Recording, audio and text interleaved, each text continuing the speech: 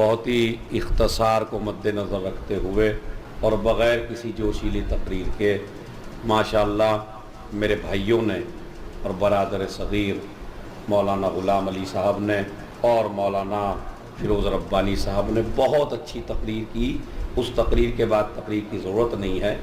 اور ان دونوں سے پہلے حجت الاسلام والمسلمین علی جناب مولانا تقی صاحب نے جن نکات کی طرف اشارہ کیا، میرے خیال میں تینوں مقررین نے جس بات کی طرف اشارہ کیا وہ آپ تک پہنچ گیا ہے کہ آپ کو محرم کے بعد جب 9 تاریخ منانا ہے تو کیسے منانا ہے وہ آپ کو سب سن چکے ہیں، سب نے بیان کر دیا. اور بہت اچھے اچھے نکات تینوں خطبہ نے الگ الگ طریقے سے اس کو بیان کیا اور کچھ مناسبات کی طرف اشارہ کر دیا. برادر محترم نے تینوں نے ایک دو مناسبات کی طرف اشارہ کر دیا. میں صرف آپ کو ایک بات بتانا چاہتا ہوں، ابھی تک جو آپ نے تقریر سماعت فرمائی وہ تولا سے مربوط تھی، میری تقریر تبرے سے مربوط ہے. صلوات بھیجے محمد رسول اللہ.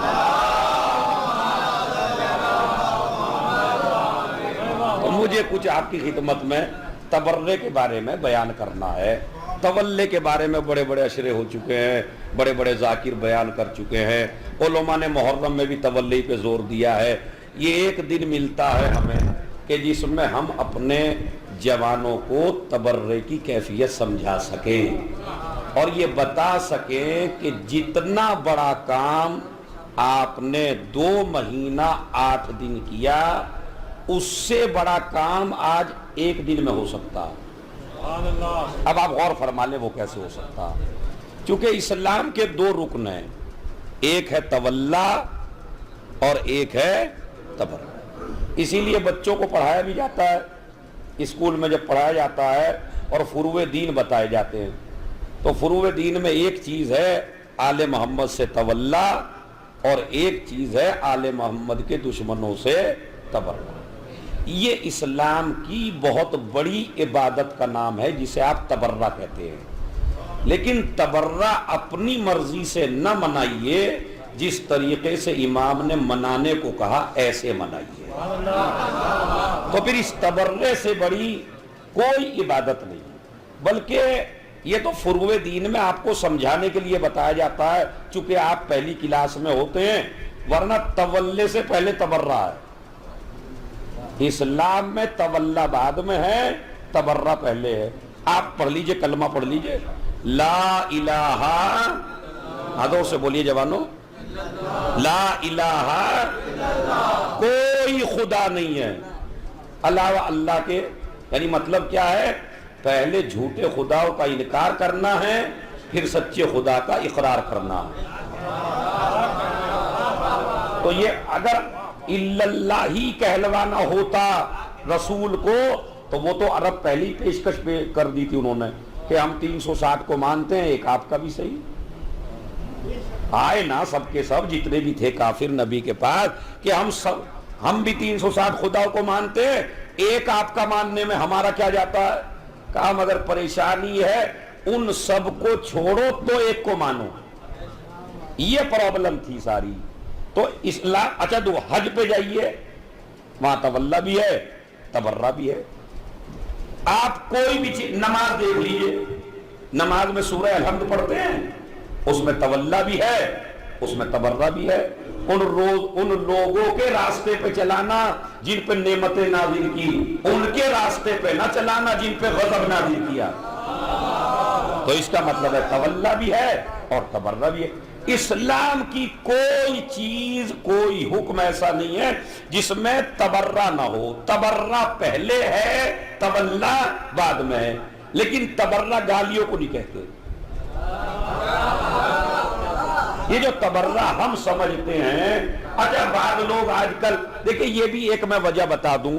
اور میرے برادران ہیں، چونکہ اسے یونیورسٹی مان لیجئے آپ امام کی، یہ 9 ربیع الاول کے ساتھ بہت بڑا ظلم ہو رہا ہے. اس ظلم کو سن لیجئے کیا ہو رہا ہے.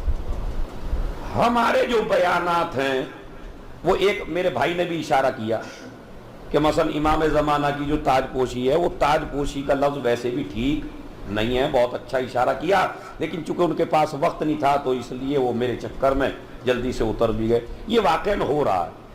جس چیز کو بھی آپ پیش کر رہے ہیں نا 9 ربیع الاول کے حوالے سے, اسے ہی اپنا آدمی کاٹ دے رہا ہے. وہ نہیں کاٹ رہے, ابھی اپنا ہی آدمی کاٹ دے رہا ہے. مثلا اگر بیچاروں نے شیعوں نے بچنے کے لیے کہ بھائی کوئی لفظ نہ رکھیں تو کہہ دیا امامت کا پہلا دن ہے. یہ بچنے کے لیے لفظ ہے کہ بھائی ہم تو خوشی منا رہے ہیں چونکہ ہمارے امام کی امامت کا پہلا دن ہے, تاکہ لوگوں کا ذہن ادھر سے ہٹ جائے اور یہ فتنہ کم ہو جائے. اب ہمارا آدمی اسے ہی کاٹ رہا ہے. مثلا وہ تو پہلا ہی دن نہیں تھا تو وہ تو دوسرا دن تھا. ایک اس کے بعد دوسری ریسرچ کہا آل محمد کا سب سے بڑا دشمن مرا تھا, تو ہمارے یہاں ریسرچ کر رہے, ورنہ انہیں نہیں پتا تھا جن کا مرا انہیں نہیں پتا کس دن مرا. واقعی افسوس کی بات ہے یہ, جن کا مرا ہے انہیں نہیں پتا کس دن مرا ہے. ہم ریسرچ کر رہے, ارے نہیں وہ تو ذی الحجہ کی فلاں تاریخ میں مرے تھے اور وہ تو یوں مرے تھے. یہ بھی غلط. امام کی امامت کا پہلا دن ہے, یہ بھی غلط. وہ جو دشمن اسلام مرا تھا یہ بھی غلط. اب اور کوئی اور آپشن پیش کریے کہ وہ بھی غلط. اصل میں یہ سارے آپشن میں بتانا چاہتا ہوں اپنے جوانوں سے, یہ کچھ آپشن وہ ہیں جو آپ تقیہ کی صورت میں استعمال کر رہے ہیں تاکہ آپ کا ذہن تھوڑا سا ادھر سے, چونکہ ہم بہرحال اس زمانے میں زندگی گزار رہے ہیں, ہمارا امام ہماری نظروں سے غائب ہے, تو اب ایسے ماحول میں ہمارے مراجع کے فتووں کا بھی خیال کرنا ہے, ہمیں مجتہدین کا بھی لحاظ کرنا ہے, ہمیں حالات کا بھی لحاظ کرنا ہے, ہمیں جو زمانہ پورا سے ہوگا اس کا بھی ذہن میں رکھنا ہے. تو اب آپ کا بہترین طریقہ کیا ہے؟ چاہے امام کی تاج پوشی کا تو لفظ ٹھیک ہی نہیں ہے, جیسے مولانا نے کہا بہت اچھا بیان دیا انہوں نے, تاج پوشی ہمارے یہاں غدیر میں ہو چکی, بس اس کے بعد کسی امام کی تاج پوشی نہیں ہے. لیکن دن کا جو لفظ ہے اس کی میں اس طرح تعویل کر سکتا ہوں کہ یہ جو دن کہتے ہیں امام کی امامت کا پہلا دن ہے, اس لیے کہ عربی میں دن کا جو لفظ ہوتا ہے الیوم, وہ رات پہ بھی بولا جاتا ہے اور دن پہ بھی بولا جاتا ہے, اور کمپلیٹ دن امام زمانہ کو جو ملا ہے وہ 9 ربیع الاول کا ہے, چونکہ اس دن تو شہادت ہی ہے امام کی, اور امام تو امام ہی ہوتا ہے. جیسے امام کی شہادت ہوئی فوراً امام بن گئے, جیسے مولانا صاحب نے اشارہ کیا, فوراً ادھر امام حسن عسکری دنیا سے گئے, ادھر امام زمانہ امام ہیں, لیکن ایک رات گزر چکی ہے. اب یہ جو 9 ربیع الاول کی رات آئی ہے تو یہ پہلی رات ہے امام علیہ السلام کی, تو اس کے لیے عربی میں الیوم کا لفظ استعمال ہوتا ہے, چونکہ یوم جو ہے وہ دن کے لیے بھی ہے اور رات کے لیے بھی ہے. اگر یوم لیل کے مقابلے میں آئے تو دن مراد ہوتا ہے, اگر یوم جو ہے مطلق آئے تو اس کا کمپلیٹ دن یعنی 24 گھنٹے مراد لیا جاتا ہے. تو یہ پہلے 24 گھنٹے ہیں, یہ ایک تعویل ہے, حقیقت یہ بھی نہیں. صلوات پڑھے محمد رسول اب میں آپ کو بتاتا ہوں کہ آپ کے جو ماشاءاللہ بڑے اچھے اچھے بیان ہو گئے, میں آپ کو بتاتا ہوں تبرہ کیا ہے. دیکھیں تبرہ گالیوں کا نام نہیں ہے. جب مولا علی کو جنگ صفین میں گالیاں دی گئیں اور ہم جیسے اور آپ جیسے, نہج البلاغہ میں موجود ہے, جب ہم جیسے اور آپ جیسے وہاں جذباتی لوگ موجود تھے, وجہ کہ اگر ہم اور آپ ہوتے سن لیتے مولا کو گالی, تم بتاؤ جوانو سن لیتے کیا ہیں؟ بس ہم اتنے جذباتی ہیں کہ مولا سے نہ پوچھتے دیں یا نہ دیں. وہ مولا کے سمجھائے وہ صحابی تھے کہ وہ جذبات سے آنے سے پہلے پوچھ بیٹھے مولا دیں یا نہ دیں.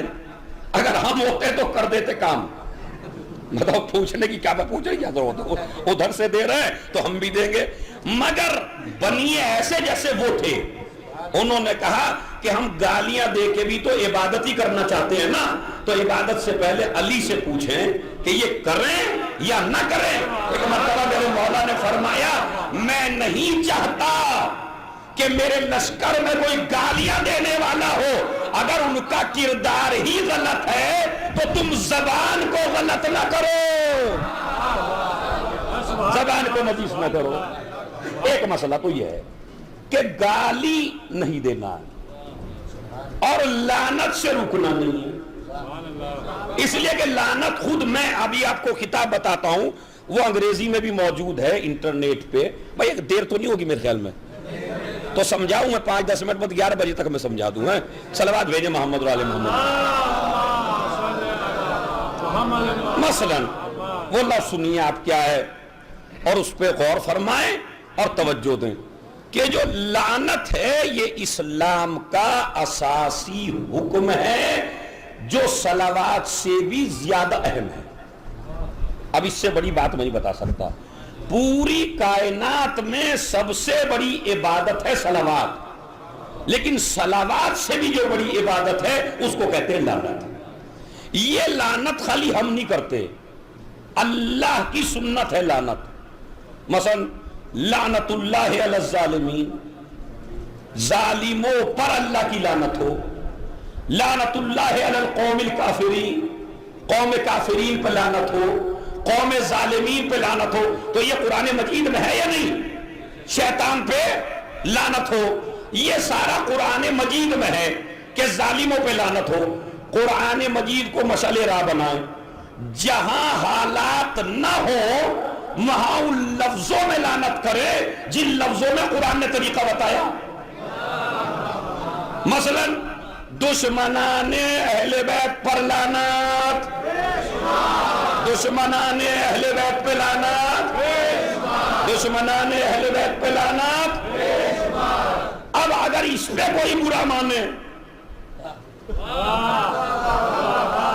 چلے بھائی ہم نہیں لیتے، کسی کا نام ہی نہیں لیتے، ہم قرآن مجید کی سنت پہ عمل کرتے ہیں. ظالموں پہ لعنت. کون سے ظالموں پہ؟ جو عام آدمی پہ ظلم کرے جب اس پہ لعنت ہو، تو جو آل محمد پہ ظلم کرے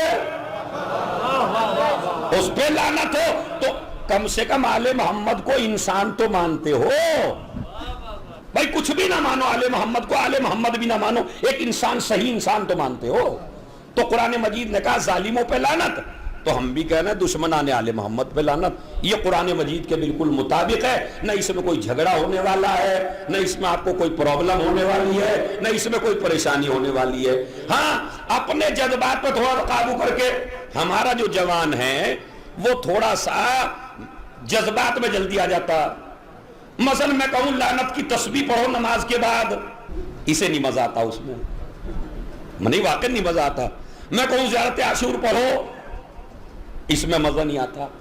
ارے نماز شب کے بعد دعائے صنم قریش پڑھو نا. یہ دعائے صنم قریش، آپ، یہ میرا میسیج ہے، بس اس تقریر کا میسیج یہی ہے. اپنے جوانوں سے میں گزارش کرتا ہوں رات کے سناٹے میں 2 چیزیں اپنے اوپر واجب کر لیں. ایک زیارت عاشور، ایک دعائے صنم قریش، اور ترجمے کے ساتھ پڑھیے دعائے صنم قریش کو. تم اتنی لعنت کر ہی نہیں سکتے ہو جتنی معصوم نے کر دی. پڑھیے. میں تو ایک لفظ بتا رہا ہوں آپ کو کہ دعائے صنم قریش پڑھیے. ہر زاویے سے امام نے دشمن اہل بیت پہ لعنت کی ہے. یہ دعا مشہور ہی نہیں ہو رہی. ارے مشہور آپ ہی تو کریں گے جوانوں.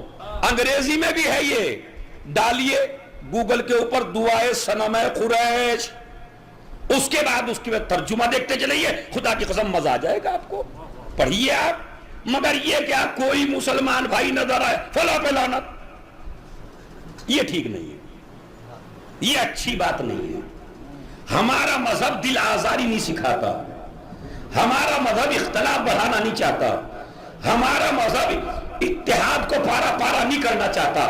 اپنے مجتہدین کے فتووں کو فالو کرو، اپنے مجتہدین کی بات کو مانو.